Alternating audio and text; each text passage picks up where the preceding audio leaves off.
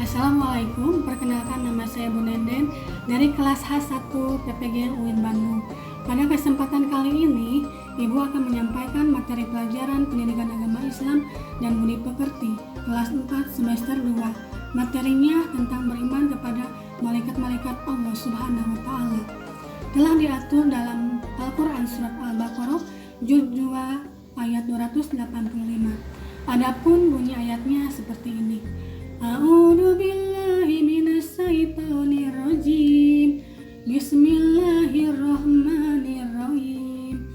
Qulu amanna billahi wa malaikatihi wa kutubihi wa rusulihi, yang artinya semuanya hanya beriman kepada Allah, kepada malaikat-malaikatnya, kepada kitab-kitabnya dan rasul-rasulnya.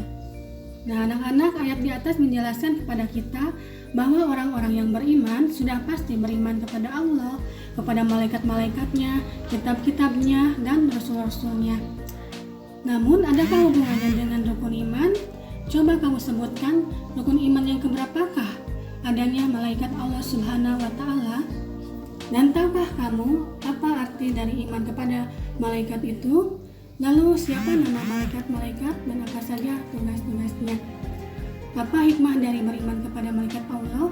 Ayo kita simak pada penjelasan berikut ini. Yang ke-1, meyakini bahwa malaikat itu ada meskipun tidak bisa kita lihat, namun kita harus percaya dan yakin kalau malaikat itu ada. Kemudian yang kedua, meyakini malaikat itu makhluk ciptaan Allah Subhanahu wa taala yang diciptakan dari nur atau cahaya. Kemudian yang ketiga, meyakini bahwa malaikat memiliki sifat-sifat tertentu. Contohnya, selalu patuh kepada perintah Allah Subhanahu wa taala, tidak mati, diciptakan dari cahaya atau nur, tidak makan maupun minum, tapi memiliki tugas-tugas yang sangat mulia.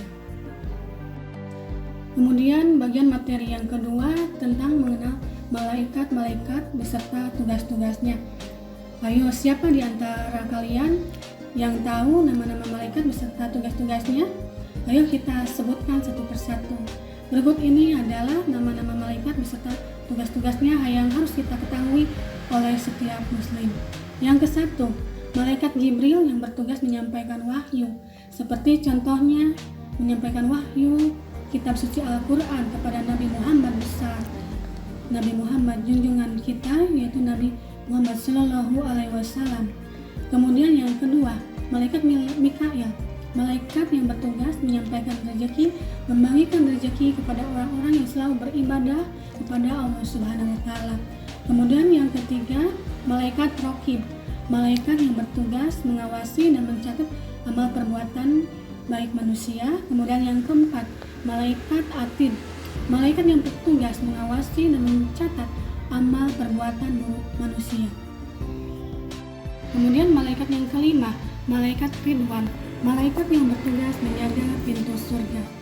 Lalu yang keenam, malaikat Malik, malaikat yang bertugas menjaga pintu neraka. Kemudian yang ketujuh, malaikat Israel, malaikat yang bertugas mencabut nyawa jika ajal kita sudah tiba. Kemudian yang ke-8 dan ke-9, malaikat Mungkar dan Nakir, tugasnya yaitu bertanya di alam kubur. Kemudian yang terakhir, malaikat Israfil, malaikat yang bertugas meniup sangkakala jika hari kiamat telah tiba. Kemudian bagian materi yang ketiga tentang beriman kepada malaikat-malaikat Allah, yaitu menerima keberadaan malaikat-malaikat Allah. Anak-anak, kita telah yakin bahwa malaikat itu ada, kita telah diberitahu keberadaannya oleh Allah Subhanahu wa taala melalui sumber-sumber yang terpercaya, yaitu Al-Qur'an dan hadis Nabi.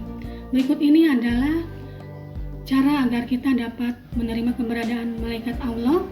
Ada 4 poin yang harus kita ketahui. Yang ke-1, keyakinan bahwa malaikat itu ada dan diciptakan oleh Allah Subhanahu wa taala dari cahaya atau nur. Kemudian yang kedua, setiap saat kita takut dan ingat hanya kepada Allah Subhanahu wa taala, sehingga kita sering melaksanakan perintah-perintahnya dan menjauhi segala larangan-larangannya. Kemudian yang ketiga, bahwa kita harus mengingat kematian, bahwa kita hidup di dunia ini hanya sementara. Jadi kita harus banyak-banyak bersedekah, banyak beribadah, banyak berpuasa supaya kita punya bekal di akhirat dan kita insya Allah masuk surga. Kemudian yang keempat, gemar mengerjakan perbuatan yang didoakan malaikat. Misalnya menuntut ilmu, mengunjungi sanak saudara, terus tidur dalam keadaan suci. Dan apabila kita sholat berjamaah, kita berada di barisan yang paling depan. Kemudian bagian materi yang terakhir tentang beriman kepada malaikat-malaikat Allah, yaitu ini ada beberapa perilaku yang mencerminkan keimanan kepada malaikat Allah Subhanahu wa Ta'ala.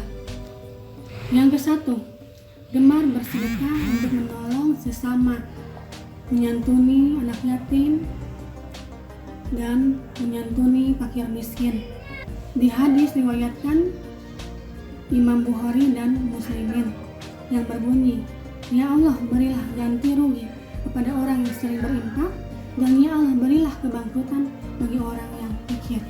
Kemudian yang kedua, berkunjung kepada sanak saudara dan orang-orang yang selalu beriman, yang selalu mengamalkan ilmu agamanya, supaya kita tahu mana yang harus dijauhi, mana yang harus dilaksanakan. Kemudian yang ketiga, gemar menjalankan perintah-perintah Allah seperti beribadah 5 waktu, berzakat, berpuasa. Cukupkan sekian materi tentang beriman kepada malaikat-malaikat Allah, kitab-kitabnya dan rasul-rasulnya. Demikian yang bisa Ibu sampaikan, mudah-mudahan bermanfaat dan bisa menambah wawasan. Sampai jumpa lagi di next episode. Sekian, terima kasih. Nasrun minallah wa fatin qarib. Wassalamualaikum warahmatullahi wabarakatuh.